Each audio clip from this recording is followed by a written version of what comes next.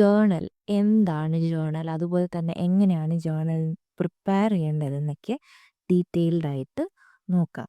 So first journal എന്ന് പറഞ്ഞു കഴിഞ്ഞാൽ നമ്മുടെ ബിസിനസ് ട്രാൻസാക്ഷൻസ്, നമ്മുടെ ബിസിനസ് ട്രാൻസാക്ഷൻസ് ഒക്കെ ഉണ്ടായിരിക്കും.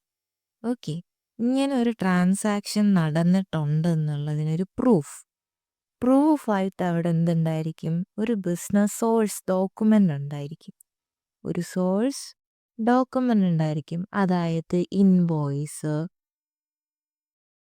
കൊട്ടേഷൻ, അതുപോലത്തെ കുറേ കാര്യങ്ങൾ നമുക്ക് സോഴ്സ് ഡോക്യുമെൻ്റ് ഉണ്ടായിരിക്കും. ഓക്കെ, സോ ഈ സോഴ്സ് ഡോക്യുമെൻറ്റിൻ്റെ ബേസിസിൽ നമ്മൾ എന്ത് ചെയ്യും, ട്രാൻസാക്ഷൻസ് റെക്കോർഡ് ചെയ്യും അല്ലേ.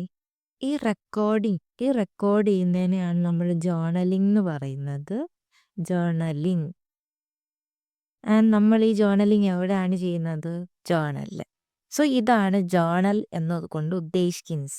നമ്മൾ ആദ്യം വരുന്ന ട്രാൻസാക്ഷൻസ്, ഓക്കെ, ആദ്യം വന്ന ട്രാൻസാക്ഷൻ ആദ്യം റെക്കോർഡ് ചെയ്യും, രണ്ടാമത് വന്ന ട്രാൻസാക്ഷൻ രണ്ടാമത്, മൂന്നാമത് വന്ന ട്രാൻസാക്ഷൻ മൂന്നാമത്, അങ്ങനെ നമ്മൾ എന്ത് ചെയ്തു, ഓർഡർ അനുസരിച്ച്, ട്രാൻസാക്ഷൻ നടന്ന ഓർഡർ അനുസരിച്ച് നമ്മൾ ട്രാൻസാക്ഷൻസ് റെക്കോർഡ് ചെയ്യും.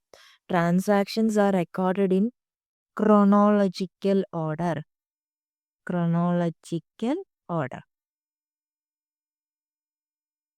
ഓക്കെ, അതുപോലെ തന്നെ ഓരോ ട്രാൻസാക്ഷനും എന്തുണ്ട്, ഡെബിറ്റും അതുപോലെ തന്നെ ക്രെഡിറ്റും ഉണ്ട്. എന്തുകൊണ്ട്, നമ്മൾ ഡുവൽ ആസ്പെക്ട് കൺസെപ്റ്റ് ആണ് നമ്മൾ ഫോളോ ചെയ്യുന്നത്, അല്ലെങ്കിൽ ഡബിൾ എൻട്രി സിസ്റ്റത്തിൻ്റെ ബേസിസിൽ അവിടെ ഒരു ഡെബിറ്റും ഒരു ക്രെഡിറ്റും ഉണ്ടായിരിക്കും ഓരോ ട്രാൻസാക്ഷന്. സോ അതുകൊണ്ടാണ് നമ്മുടെ ജേർണലിനെ the books of original entry എന്ന് വിളിക്കുന്നത്. ഓക്കെ, സോ ജേർണൽ എന്ന് പറഞ്ഞു കഴിഞ്ഞാൽ മെയിൻലി നമ്മൾ ട്രാൻസാക്ഷൻസ് റെക്കോർഡാണ് ചെയ്യാറ് ഇവിടെ. ആൻഡ് ഈ ട്രാൻസാക്ഷൻസ് ക്രോണോളജിക്കൽ ഓർഡറിലാണ് റെക്കോർഡ് ചെയ്യുന്നത്. And every transaction has debit and credit. This is why the journal is called the books of original entry. Okay, ഇനി നമുക്ക് ഒരു 2 ടൈപ്പ് ഓഫ് ജേർണൽസ് നോക്കാം. ഓക്കെ, 2 തരത്തിലുള്ള ജേർണൽസ് ഉണ്ട്. ഒന്ന് ഓട്ടോമേറ്റഡ് ജേർണലും അതുപോലെ തന്നെ രണ്ടാമത്തത് മാനുവൽ ജേർണലും. ഓക്കെ, എന്താണ് ഈ ഓട്ടോമാറ്റഡ് ജേർണൽ, എന്താണ് ഈ മാനുവൽ ജേർണൽ എന്നുള്ളത് നോക്കാം. ഓട്ടോമേറ്റഡ് ജേർണൽ, ഫസ്റ്റ് നമുക്കിത് നോക്കാം. ഓട്ടോമേറ്റഡ് ജേർണൽ എന്ന് പറഞ്ഞു കഴിഞ്ഞാൽ ആ പേര് തന്നെ ഉണ്ട്, ഓട്ടോമേറ്റഡ്. ഓട്ടോമാറ്റിക്കലി നമ്മുടെ സിസ്റ്റം എന്ത് ചെയ്യും, ട്രാൻസാക്ഷൻസ് റെക്കോർഡ് ചെയ്തോളും. അതായത് ഓരോ ട്രാൻസാക്ഷന് ജേർണൽ എൻട്രി നമ്മുടെ സിസ്റ്റം തന്നെ ക്രിയേറ്റ് ചെയ്യുന്നതിനെയാണ് ഓട്ടോമേറ്റഡ് ജേർണൽ എന്ന് പറയുന്നത്. Example, sales invoice. നമ്മുടെ കമ്പനിയിൽ ഒരു സെയിൽസ് ഇൻവോയ്സ് ഉണ്ടെന്ന് വിചാരിക്കുക. അപ്പോൾ എന്താണ് ഈ സെയിൽസ് ഇൻവോയ്സ്? അതായത് നമ്മുടെ ബിസിനസ് നമ്മുടെ കസ്റ്റമറിന് നമ്മുടെ പ്രോഡക്റ്റ് സെല്ല് ചെയ്തു. ഓക്കെ, കസ്റ്റമറിന് സെല്ല് ചെയ്തു. ബട്ട് നമ്മുടെ കസ്റ്റമർ ബിസിനസ്സിന് ക്യാഷ് കൊടുത്തോ? ക്യാഷ് കൊടുത്തില്ല. പകരം കസ്റ്റമർ പറഞ്ഞു, ഞാൻ കുറച്ച് ദിവസം കഴിഞ്ഞ് തരാം. ഓക്കെ, ഒരു ഡേറ്റ് പറഞ്ഞിട്ട് പറഞ്ഞു, ഞാൻ ഇന്ന ദിവസത്തിനുള്ളിൽ തരാം എന്ന് പറഞ്ഞു. സോ ഇവിടെ എന്ത് സെയിൽസ് ആണ് നടന്നത്? ക്രെഡിറ്റ് സെയിൽസ് അല്ലേ, ക്രെഡിറ്റ് സെയിൽസ് ആണ് നടന്നത്. സോ ഈ ഒരു കേസ് വരുമ്പം നമ്മുടെ ബിസിനസ് നമ്മുടെ കസ്റ്റമറിന് കൊടുക്കുന്ന ഡോക്യുമെൻ്റ് ആണ് ഈ സെയിൽസ് ഇൻവോയ്സ് എന്ന് പറയുന്നത്. ഓക്കെ, ഇതാണ് സെയിൽസ് ഇൻവോയ്സ് എന്ന് പറയുന്നത്. സോ ഇതെന്താണ്, നമ്മുടെ ഈ ഒരു ക്രെഡിറ്റ് ട്രാൻസാക്ഷന് നടന്നിട്ടുണ്ട് എന്നുള്ളൊരു പ്രൂഫ്, ഒരു സോഴ്സ് ഡോക്യുമെൻ്റ് ആണ് സെയിൽസ് ഇൻവോയ്സ്. ഇത് നമ്മുടെ സിസ്റ്റത്തിലേക്ക് നമ്മൾ എന്ത് ചെയ്ത് കൊടുക്കും, എൻ്റർ ചെയ്ത് കൊടുക്കും. ഓക്കെ, സിസ്റ്റത്തിൽ എൻ്റർ ചെയ്ത് കൊടുക്കും. നമ്മുടെ സോഫ്റ്റ്വെയർ എന്ത് ചെയ്യും, ഓട്ടോമാറ്റിക്കലി ഈ ഒരു ട്രാൻസാക്ഷന് വേണ്ടിയിട്ടുള്ള ജേർണൽ എൻട്രീസ് അവർ തന്നെ ക്രിയേറ്റ് ചെയ്യും. ആര്, നമ്മുടെ സോഫ്റ്റ്വെയർ. ഈ ഒരു ഇൻവോയ്സ് അപ്ലോഡ് ചെയ്യുന്ന സമയത്ത് അല്ലെങ്കിൽ എൻട്രി ചെയ്ത് കൊടുക്കുന്ന സമയത്ത് സിസ്റ്റം ഓട്ടോമാറ്റിക്കലി അതിനകത്ത് ക്രിയേറ്റ് ചെയ്യും ഡെബിറ്റ്, റിസീവബിൾസ്, ക്രെഡിറ്റ്, സെയിൽസ് എന്ന് പറഞ്ഞിട്ട്. ഇല്ലെങ്കിൽ നമ്മൾ എന്ത് ചെയ്ത് കൊടുക്കേണ്ടിയിരുന്നു, നമ്മളെ എഴുതി പിടിപ്പിച്ച് അല്ലെങ്കിൽ നമ്മൾ എൻട്രി ചെയ്ത് കൊടുക്കേണ്ടിയിരുന്നു. ബട്ട് ഇവിടെ അങ്ങനെയല്ല, നമ്മുടെ system automatically journal entries create ചെയ്യും. സോ അതാണ് ഓട്ടോമേറ്റഡ് ജേർണൽ എന്ന് പറഞ്ഞു കഴിഞ്ഞാൽ. ഇത് സെയിൽസ് ഇൻവോയ്സിൻ്റെ കേസ് മാത്രമല്ല, ഇതുപോലത്തെ സോഴ്സ് ഡോക്യുമെൻസിൻ്റെ ബേസിസിൽ നമ്മുടെ ബിസിനസ് ഡെയിലി എന്ത് ചെയ്തോളും, ഡെയിലി റുട്ടീനാണ്, ഡെയിലി ഉള്ള കാര്യങ്ങൾ നമ്മൾ ഈ ഡോക്യുമെൻറ്റ്സ് അപ്ലോഡ് ചെയ്യുന്നതനുസരിച്ച് എൻ്റർ ആയിക്കൊണ്ടേയിരിക്കും. ഇനി രണ്ടാമത്തത് എന്ന് പറഞ്ഞു കഴിഞ്ഞാൽ മാനുവൽ ജേർണൽസ് ആണ്. മാനുവൽ ജേർണൽ എന്ന് പറഞ്ഞു കഴിഞ്ഞാൽ ഇത് നമ്മുടെ അക്കൗണ്ടൻറ്റ്, ഓക്കെ, നമ്മുടെ ബിസിനസ്സിലെ അക്കൗണ്ടൻറ്റ് മാനുവലി എന്ത് ചെയ്യണം, എൻട്രീസ് പാസ് ചെയ്യേണ്ടതായിട്ടുണ്ട്. സോ ഈ ഒരു മാനുവൽ ജേർണൽ ഉണ്ടാവുന്നത് നമ്മുടെ എഫ്എസിൽ എന്തെങ്കിലും അഡ്ജസ്റ്റ്മെൻറ്റ്സ്, അതുപോലെ തന്നെ കറക്ഷൻസും കാര്യങ്ങളും വരുത്തേണ്ടി വരുമ്പോഴാണ് നമ്മൾ എന്ത് ചെയ്യേണ്ടത്, മാനുവൽ ജേർണൽ ക്രിയേറ്റ് ചെയ്യുന്നത്. അതായത് ഇത് നമ്മുടെ അക്കൗണ്ടൻറ്റ് മാനുവലി ക്രിയേറ്റ് ചെയ്യേണ്ടതായിട്ടുള്ളതാണ്. ഇത് ഡെയിലി റൊട്ടീൻ്റെ ഭാഗമായിട്ടുള്ള അല്ല, ഇത് നോൺ റൊട്ടീനാണ്. നമ്മൾ ജേർണൽ എൻട്രി നമ്മൾ തന്നെ ടൈപ്പ് ചെയ്ത് കൊടുക്കണം. സോ ഈ അഡ്ജസ്റ്റ്മെൻറ്റ്സ് എന്ന് പറഞ്ഞില്ലേ, അഡ്ജസ്റ്റ്മെൻറ്റ്സ് അതായത് നമ്മുടെ ബിസിനസ്സിൽ എന്തേലും അക്രൂവൽസ്, അതുപോലെ തന്നെ പ്രീപേയ്മെൻറ്റ്സ്, അതുപോലെ തന്നെ ഡിപ്രീസിയേഷൻ എക്സെട്ര ഇങ്ങനെയുള്ള കാര്യങ്ങളൊക്കെ ഈ അഡ്ജസ്റ്റ്മെൻറ്റ്സ് വരുന്ന സമയത്ത് നമ്മൾ എന്ത് ചെയ്യും, നമ്മൾ ഓട്ടോമാറ്റിക്കലി നമ്മുടെ അക്കൗണ്ടൻറ്റ് മാനുവലി എൻട്രീസ് ഇൻപുട്ട് ചെയ്യും. കാരണം ഇവിടെ എന്തില്ല, നമുക്ക് ഇൻവോയ്സ് ഒന്നും ഇല്ല. ഇൻവോയ്സ് ഒന്നും മാത്രമല്ല, നമുക്കിവിടെ ഇതിൻ്റെ ഒന്നും ബേസിസിൽ സോഴ്സ് ഡോക്യുമെൻറ്റ്സ് നമുക്ക് ഇല്ല. ഓക്കെ, സോഴ്സ് ഡോക്യുമെൻറ്റ്സ് ഇവിടെ ഇല്ല. സോഴ്സ് ഡോക്യുമെൻ്റ് ഉണ്ടായിരുന്നെങ്കിൽ ഓട്ടോമാറ്റിക്കലി ജേർണൽ എൻട്രീസ് പാസ്സായേനെ. ഇവിടെ സോഴ്സ് ഡോക്യുമെൻറ്റ്സ് ഇല്ലാത്തത് കാരണം നമ്മൾ എന്ത് ചെയ്യേണ്ടതായിട്ടുണ്ട്, മാനുവലി ഇൻപുട്ട് ചെയ്യേണ്ടതായിട്ടുണ്ട്. സോ നമ്മുടെ സിസ്റ്റത്തിന്, നമ്മുടെ സോഫ്റ്റ്വെയറിന് ഓട്ടോമാറ്റിക്കലി ജനറേറ്റ് ചെയ്യാൻ പറ്റാത്ത ട്രാൻസാക്ഷൻസ് നമ്മുടെ അക്കൗണ്ടൻറ്റ് എൻ്റർ ചെയ്ത് കൊടുക്കും. അതാണ് മാനുവൽ ജേർണൽ എന്ന് പറഞ്ഞു കഴിഞ്ഞാൽ. സോ ഒന്ന് സമ്മപ്പ് ചെയ്ത് പറയുവാണ്, ഒറ്റ സെൻറ്റൻസിൽ പറയുവാണെന്നുണ്ടെങ്കിൽ ഓട്ടോമേറ്റഡ് ജേർണൽ എന്ന് പറഞ്ഞു കഴിഞ്ഞാൽ ഒരു ട്രാൻസാക്ഷന് അവിടെ ഒരു സോഴ്സ് ഡോക്യുമെൻ്റ് ഉണ്ടെങ്കിൽ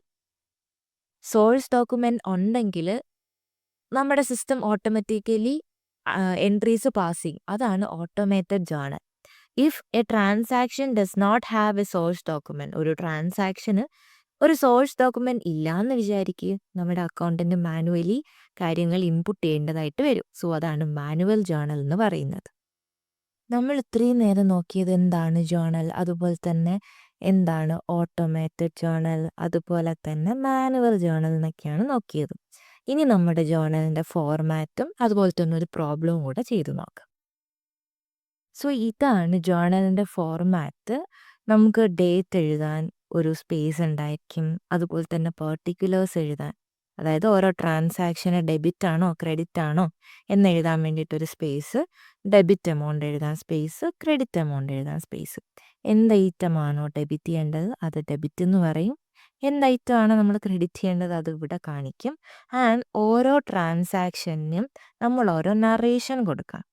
അതായത് ട്രാൻസാക്ഷൻ എന്താണെന്ന് ജസ്റ്റ് ഒന്ന് കാണുമ്പോൾ മനസ്സിലാവാൻ വേണ്ടിയിട്ടൊന്നൊരു ബ്രീഫായിട്ട് നമ്മൾ അതെന്താണെന്ന് എഴുതി കാണിക്കും.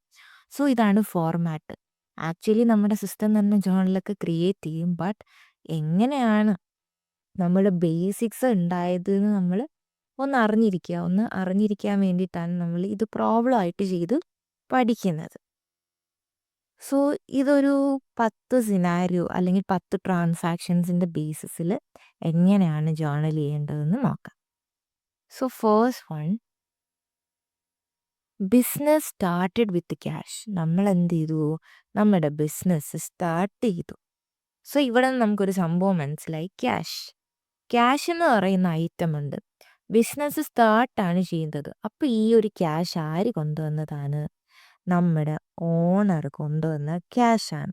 ഇത് ഓണർ കൊണ്ടുവന്ന ക്യാഷാണ്. ഓണർ എന്ത് ചെയ്തു, നമ്മുടെ ബിസിനസ്സിലേക്ക് ഇൻവെസ്റ്റ് ചെയ്തു അല്ലേ.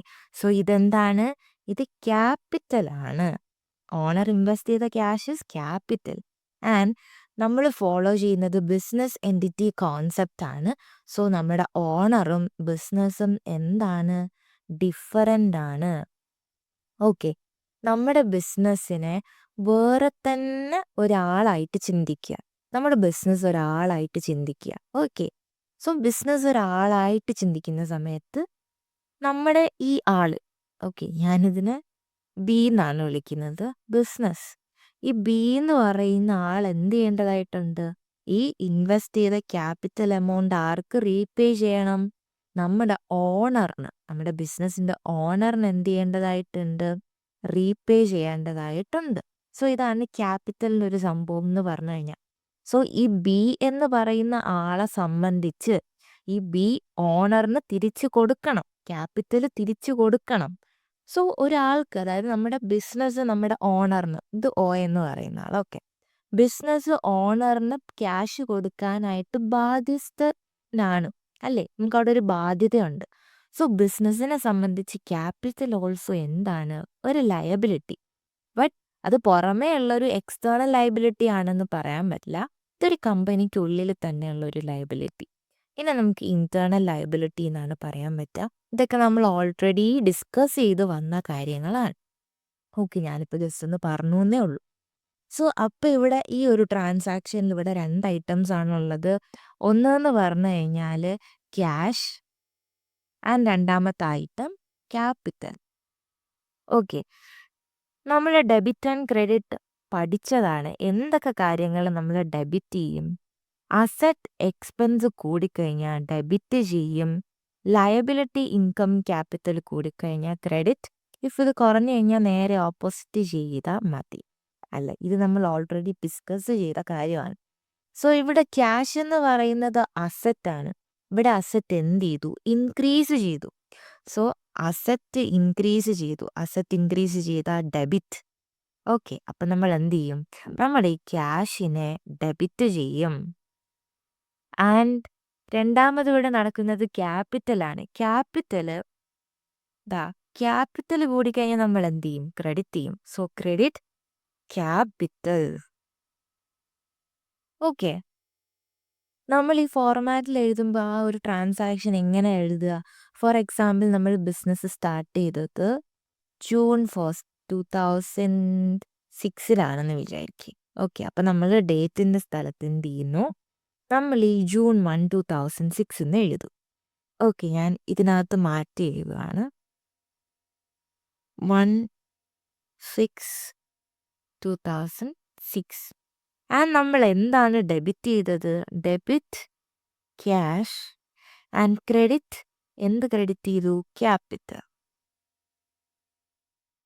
ഒരു എക്സാമ്പിളിന് $50,000 ആണ് ഇൻവെസ്റ്റ് ചെയ്തത് ക്യാപിറ്റൽ എന്ന് വിചാരിക്കുക. അപ്പം നമ്മൾ എന്ത് ചെയ്യും? ഇവിടെ 50,000 ആൻഡ് ഹിയർ ഓൾസോ 50,000 എന്ന് എഴുതും. ആൻഡ് നറേഷനായിട്ട് നമ്മൾ എഴുതുന്ന എന്താണ്? Commenced business. നമ്മൾ ബിസിനസ് സ്റ്റാർട്ട് ചെയ്തില്ലേ? So commenced business. ഓക്കെ, ഇങ്ങനെയാണ് നമ്മൾ ജേണൽ എഴുതുക. ആൻഡ് രണ്ടാമത്തെ ട്രാൻസാക്ഷൻ നോക്കാം. രണ്ടാമത്തെ ട്രാൻസാക്ഷൻ എന്ന് പറഞ്ഞു കഴിഞ്ഞാൽ നമ്മൾ എന്ത് ചെയ്തു? ഫേർണിച്ചർ മേടിച്ചു എന്ന് വിചാരിക്കുക. Boat furniture. നമ്മുടെ ഈ ഫർണിച്ചർ എന്താണ്? നമ്മുടെ ബിസിനസ്സിനെ സംബന്ധിച്ച് അസറ്റ് ആണില്ലേ? ഓക്കെ, നമ്മളൊരു $2,000 നമ്മൾ ഫർണിച്ചർ വാങ്ങി. സോ ഇവിടെ വന്ന 2 ഐറ്റം എന്ന് പറഞ്ഞു കഴിഞ്ഞാൽ ഫർണിച്ചർ എന്ന് പറയുന്ന ഒരു ഐറ്റം വന്നു, അതൊരു അസറ്റാണ്. ഓൾസോ ക്യാഷ് കൊടുത്താണ് നമ്മൾ ഫർണിച്ചർ വാങ്ങിയത്. സോ ഹിയർ അഗെയിൻ അസറ്റ് കൂടിക്കഴിഞ്ഞാൽ ഡെബിറ്റ്, അസറ്റ് കുറഞ്ഞു കഴിഞ്ഞാൽ ക്രെഡിറ്റ്. ഇത് രണ്ടും അസറ്റാണ്. ഫർണിച്ചറും അസറ്റാണ്, ക്യാഷും അസറ്റാണ്. ഫർണിച്ചർ എന്ന് പറയുന്ന അസറ്റ് കൂടി, അല്ലേ? ഫർണിച്ചർ എന്ന് പറയുന്ന അസറ്റ് കൂടി. സോ നമ്മൾ ഫർണിച്ചറിന് എന്ത് ചെയ്യണം? ഡെബിറ്റ് ചെയ്യണം.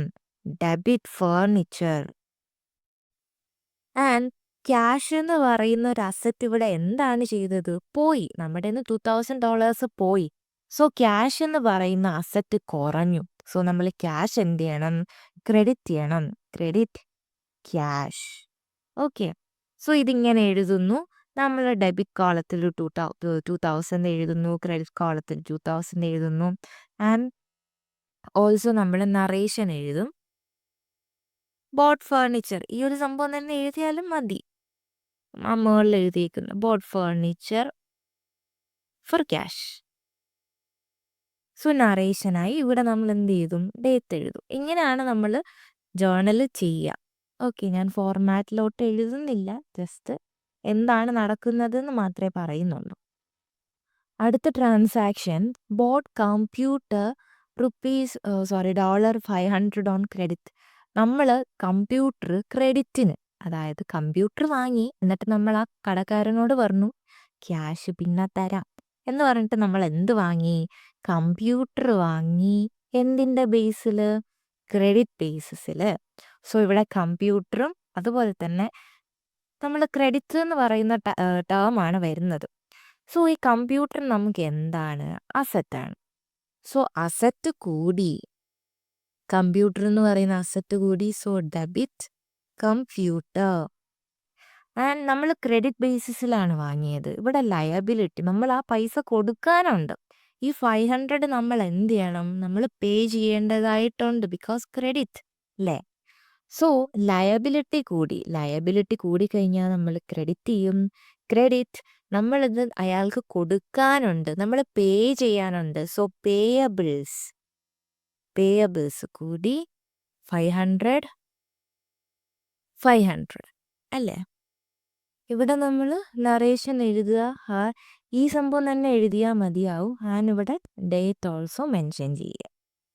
ഇതത് സോൾഡ് ഗുഡ്സ് ഫോർ ക്യാഷ് $100 നമ്മൾ ഗുഡ്സ് സെല്ല് ചെയ്തിട്ടുണ്ട്. സോ ഇവിടെ നടന്ന കാര്യം, ഒന്ന് സോൾഡ്, സെയിൽസ് നടന്നിട്ടുണ്ട്. ആൻഡ് ഓൾസോ ക്യാഷ് കിട്ടിയിട്ടുണ്ട്. സോ സെയിൽസ് എന്ന് പറഞ്ഞു കഴിഞ്ഞാൽ നമ്മൾ നമ്മുടെ പ്രോഡക്റ്റ് വിൽക്കുന്നു. So that is sales. So sales വഴി നമ്മൾ എന്ത് ജനറേറ്റ് ചെയ്യുന്നു? ഇൻകം ജനറേറ്റ് ചെയ്യുന്നുണ്ട്. ഓക്കെ, സോ സെയിൽസ് എന്ന് പറഞ്ഞു കഴിഞ്ഞാൽ ഒരു ഇൻകം ആണ്. ഇൻകം കൂടിക്കഴിഞ്ഞാൽ നമ്മൾ എന്ത് ചെയ്യും?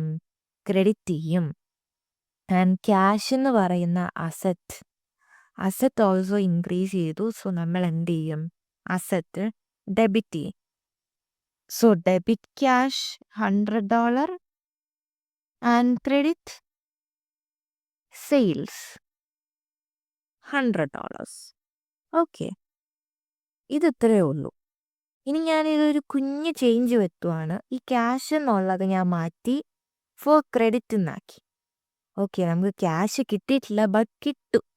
ഓക്കെ, സോ കിട്ടാനുള്ളത് ഓൾസോ എന്താണ്? അസറ്റാണ്. സോ ഹിയർ ഓൾസോ അസറ്റ് കൂടിക്കഴിഞ്ഞാൽ ഡെബിറ്റ്.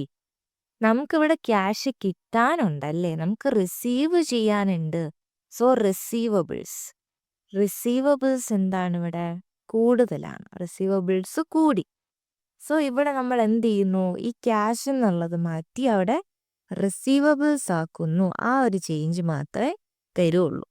ഓക്കെ, അടുത്തത് പെയ്ഡ് $60. നമ്മൾ റെന്റ് പേ ചെയ്തു അല്ലേ. സോ ഇവിടെ നമുക്കൊരു പേയ്മെന്റ് വരുന്നുണ്ട് അല്ലേ. പെയ്ഡ് എന്താണ്? റെന്റ്. സോ ഈ പെയ്ഡ് എന്ന് പറഞ്ഞു കഴിഞ്ഞാൽ നമ്മുടെ എന്ത് പോയി? ക്യാഷ് പോയി. ക്യാഷ് എന്ന് പറയുന്ന അസറ്റ് കുറഞ്ഞു. അസറ്റ് കുറഞ്ഞു കഴിഞ്ഞാൽ നമ്മൾ എന്ത് ചെയ്യും? അസറ്റ് കുറഞ്ഞു കഴിഞ്ഞാൽ ക്രെഡിറ്റ് ചെയ്യും. ആൻഡ് റെന്റ് എന്ന് പറയുന്നത് കൂടി അല്ലേ. റെന്റ് ഇവിടെ ഉണ്ടായി. സോ റെന്റ് എന്ന് പറയുന്നത് നമ്മളെ സംബന്ധിച്ച് എക്സ്പെൻസ് ആണ്. എക്സ്പെൻസ് കൂടിക്കഴിഞ്ഞാൽ നമ്മൾ ഡെബിറ്റ് ചെയ്യും. So debit rent credit cash $60.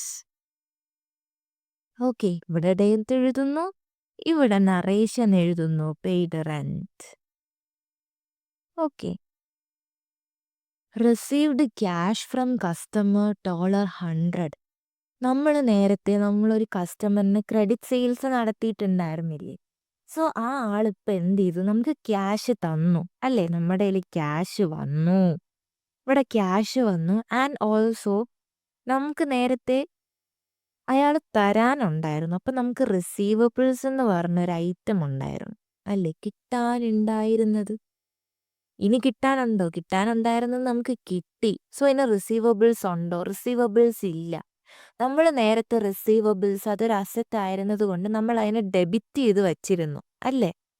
So ഇനി റിസീവബിൾസ് ഉണ്ടോ? ഇല്ല. നമുക്കിവിടെ എന്ത് ചെയ്തു? ക്യാഷ് $100 കിട്ടി. സോ അവിടെ റിസീവബിൾസ് ഉണ്ടോ? ഇല്ല. സോ ഈ റിസീവബിൾസിനെ നമുക്ക് കളയണം. ഇനി റിസീവബിൾസ് ഇല്ല. സോ ഒരു സാധനം നമുക്ക് കളയണം. റിസീവബിൾസ് കളയാൻ നമ്മൾ എന്ത് ചെയ്താൽ മതി? നമ്മൾ നേരത്തെ എന്താണോ ചെയ്തു വെച്ചിരുന്നത് അതിൻ്റെ ഓപ്പോസിറ്റ് ചെയ്യുക. നേരത്തെ ഡെബിറ്റ് ചെയ്താണ് വെച്ചിരുന്നത് അതിനെ നമ്മൾ ജസ്റ്റ് ക്രെഡിറ്റ് ചെയ്യുക. ഓക്കെ, അത്രയും ചെയ്താൽ മതി. അല്ലെങ്കിൽ നമുക്ക് പറയാം റിസീവബിൾസ് ഒരു അസറ്റ് ആയിരുന്നു.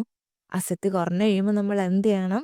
ക്രെഡിറ്റ് ചെയ്യണം. അത്രേ ഉള്ളൂ. ഓക്കെ, സോ ഇതാണ് എൻ്റെ ഒരു സംഭവം. നമ്മൾ ഡെബിറ്റ് ചെയ്ത് വെച്ചിരുന്നത് നേരത്തെ കൂട്ടി വെച്ചിരുന്ന കാര്യം കുറയ്ക്കണമായിരുന്നു. അസറ്റ് നേരത്തെ കൂടിക്കടന്നു, അത് കുറയ്ക്കാൻ ക്രെഡിറ്റ് ചെയ്താൽ മതി. സോ ഇവിടെ റിസീവബിൾസ് ആണ് നമ്മൾ ക്രെഡിറ്റ് ചെയ്യുന്നത്. ആൻഡ് ഓൾസോ നമുക്ക് എന്ത് കിട്ടി? നമുക്ക് $100 ക്യാഷ് കിട്ടി. ക്യാഷ് എന്ന് പറയുന്നത് എന്താണ്? അസറ്റാണ്. അസറ്റ് കൂടിക്കഴിഞ്ഞാൽ ഡെബിറ്റ് ചെയ്യും. So debit cash, credit receivables. Okay, 8th transaction എന്ന് പറഞ്ഞു കഴിഞ്ഞാൽ പെയ്ഡ് സാലറി. നമുക്കൊരു $50 ഇടാം. $50 സാലറി പേ ചെയ്തു. സോ ഇവിടെ പേയ്മെൻ്റ് ഉണ്ട് അല്ലേ? ക്യാഷും ഇൻവോൾവ് ആണ്. സോ ക്യാഷ് ഇൻവോൾവ് ആണ് ആൻഡ് ഓൾസോ സാലറി എന്ന് പറയുന്നത് എക്സ്പെൻസ് ഇൻവോൾവ് ആണ്. സോ ക്യാഷ് പേയ്മെൻ്റ് ആണ്. ക്യാഷ് പോയി. ക്യാഷ് എന്ന് പറയുന്നത് അസറ്റ് കുറഞ്ഞു, ക്രെഡിറ്റ്. ആൻഡ് നമ്മുടെ റെന്റ് നമ്മൾ നേരത്തെ പറഞ്ഞത് ഒരു എക്സ്പെൻസ് ആയിരുന്നു. സോ അതേപോലെ ഈ സാലറിയും എന്താണ്? എക്സ്പെൻസ് ആണ്. സോ സാലറി എക്സ്പെൻസ് ആണ്. എക്സ്പെൻസ് ഇവിടെ കൂടി. എക്സ്പെൻസ് കൂടിക്കഴിഞ്ഞാൽ നമ്മൾ എന്ത് ചെയ്യും? ഡെബിറ്റ് ചെയ്യും. So debit rent, credit cash. Okay, ഓരോ ട്രാൻസാക്ഷൻസ് വരുമ്പോൾ അതിനകത്ത് അഫക്റ്റഡ് ആയിട്ടുള്ള അക്കൗണ്ട്സ് അതൊക്കെ ഏതാണെന്ന് നോക്കുക. ആൻഡ് ഏതാണെന്ന് അറിഞ്ഞു കഴിഞ്ഞാൽ അതിൻ്റെ ഡെബിറ്റ് ആണോ ക്രെഡിറ്റ് ആണോ, അസറ്റ് കൂടുവാണോ എക്സ്പെൻസ് കൂടുവാണോ, ലയബിലിറ്റി കൂടുവാണോ ഇൻകം കൂടുവാണോ, ക്യാപിറ്റൽ കൂടുവാണോ, അല്ലെങ്കിൽ ഇതെല്ലാം കുറയുവാണോ, ഇതെല്ലാം ഫസ്റ്റ് നോക്കുക. ഇതേപോലെ പറഞ്ഞു തന്നെ എഴുതാൻ വേണ്ടി ശ്രമിക്കുക. ഇതാണ് പെയ്ഡ് സാലറിയുടെ ട്രാൻസാക്ഷൻ്റെ ജേർണൽ എൻട്രീസ് വരുന്നത്. ആൻഡ് ഇനി അടുത്ത് 9th ട്രാൻസാക്ഷൻ നോക്കാം. 9th ട്രാൻസാക്ഷൻ എന്ന് പറഞ്ഞു കഴിഞ്ഞാൽ boat A machinery $20,000 partly cash and partly credit. അതായത് $20,000 വാല്യൂ ഉള്ള മെഷീനറി നമ്മൾ പർച്ചേസ് ചെയ്തു. സോ ഇവിടെ മെഷീനറി എന്ന് പറഞ്ഞ ഒരു ഐറ്റം, അതായത് അസറ്റ് കൂടിയിട്ടുണ്ട്. അസറ്റ് കൂടിക്കഴിഞ്ഞാൽ debit. And partly cash and partly credit. അതായത് ഫോർ എക്സാമ്പിൾ നമ്മുടെ ക്യാഷ്, അതായത് ക്യാഷ് $500 ആണ് പേ ചെയ്തതെന്ന് വിചാരിക്കുക. ഓക്കെ, ഈ $20,000 മെഷീനറിയിൽ നമ്മൾ $500 പേ ചെയ്തു.